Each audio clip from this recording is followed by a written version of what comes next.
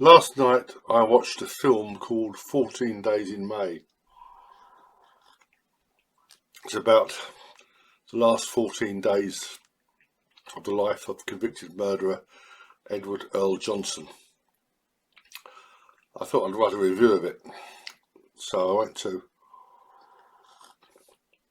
the Internet Movie Database, looked it up, and I read some of the reviews, and I found one. I thought, that looks familiar. It's familiar because I wrote it. It was published March the 24th, 2014. I've forgotten all about it. I wrote it principally because this was a film which featured a young Clive Stafford Smith, the Baron Munchausen of Death Row. I've actually just made a video about him. I'll put a link to that. Absolute shameless liar. And the Internet Movie Database has, like, you can a like button or a down, button, I suppose. 4 people found it helpful, and 33 found it unhelpful, which goes to show that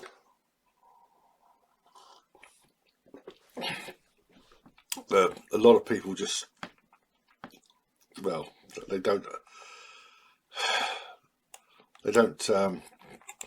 not very objective, not very sensible.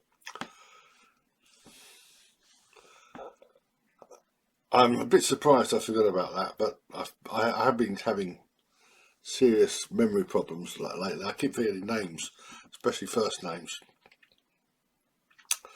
However, I am far from the only person with a short memory.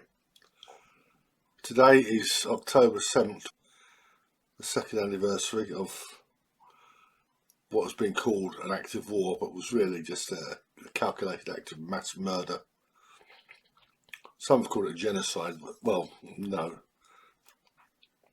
The people behind it would have committed a genocide if they could have got away with it, but it was, absolutely horrible. And it made me rethink, with what came out afterwards about the tunnels, made me rethink everything about the Palestinian-Israeli conflict. I'm not saying the Palestinians deserve everything they get, but with Hamas, and I know, of course, I've seen the crimes Israelis commit and shooting innocent people and the like. And there was one quite shocking case a few years ago where they had this bloke, they'd arrested him and they shot him in the leg. I think it was with a rubber bullets or something, but up close it really hurt. Or ball, it might have been a ball bearing, or it wasn't an actual bullet, but shot him in the leg. And they've actually shot people for no good reason. There are reports of torture from Israeli prisons. So I've got no time for them, but what Hamas did, and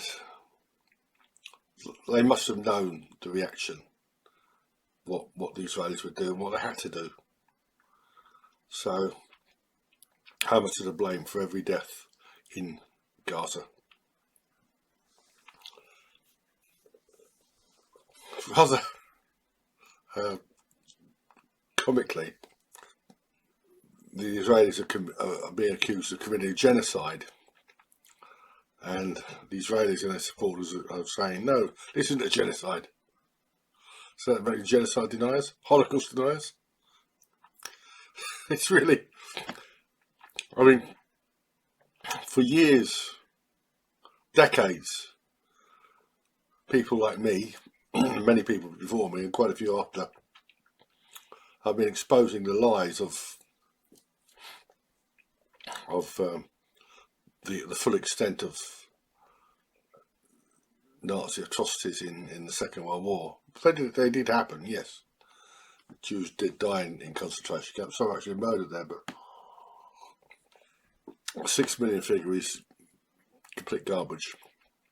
And they called us Holocaust deniers. And many people have been persecuted and prosecuted. One was murdered, a French historian, Francois Duprat. I hope I pronounced his name correctly. Robert Forrison was beaten badly. In Germany, people have been prosecuted. Germa Rudolph fled the country, now lives in the United States. Ernst Zundel suffered horrendous persecution. He was a publisher rather than an actual historian. They called us Holocaust deniers, and now they are the Holocaust deniers. So, no, I don't believe there was a genocide in Gaza. What is happening is terrible, but what's the alternative? And, you know, on October 2nd, you had that Manchester synagogue business, and no doubt there'll be more of those to come. Well, there have been more. So it really is a terrible state of affairs, but so they have such short memories, that they really do. So maybe they should stop persecuting revisionists and those people who want their own homeland, you know.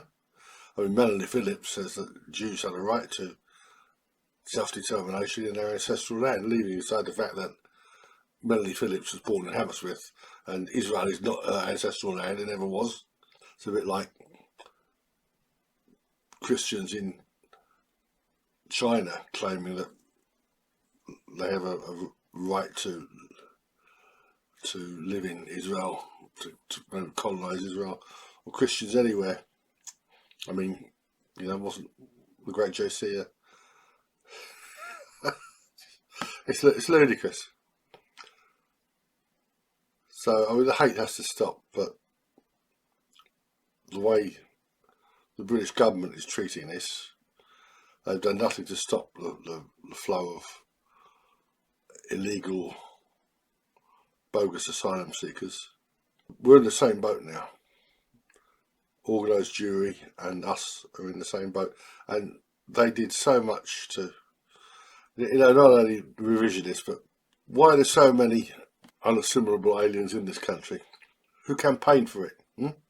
Who smeared people as Nazis? Who's behind the race laws in this country? Jews. Lord Leicester was the architect of the Race Relations Act, so-called race relations. Excuse the creaking table. Again, Zionist Jews. They mounted a hate campaign against British nationalists who, the vast majority, had no interest whatsoever in Jews. They just wanted to keep their country white, or primarily white, overwhelmingly white. Is that such a terrible thing? If Jews have a right to self-determination, don't white Gentiles? And now, look what's happening now. I don't believe that Islam is taking over. I'll put a link to my other video about that. This idea that the West is being Islamicized or Islamized. No. It's Islam that's being westernized. You've obviously got a large Islamist element, but you don't need a large number of fanatics to cause terrible damage. So we're all in the same boat now, and before Jews like Melanie Phillips and others, before they condemn the Islamists, they should consider their position, because it was them, not Phillips personally, but it was organised Jewry who are largely responsible for this. And organised Jewry, I mean, look at the ADL smearing everyone as anti-Semites. They've just been cut down to size by Kash Patel. So once again, we're all in the same boat, and it's time for the hate campaign against the West to stop. And that means not just a hate campaign by Islamists, but a hate campaign by you know who.